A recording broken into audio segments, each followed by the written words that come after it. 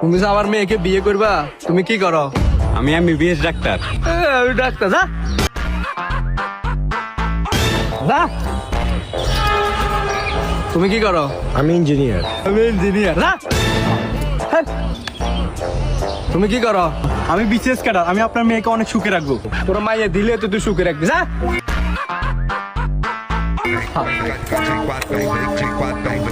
তুমি কি করো? অ্যাকচুয়ালি আমি কিছু করি না, কিন্তু আমার বাইকে 2 লিটার তেল আছে। কয় লিটার? 2 লিটার।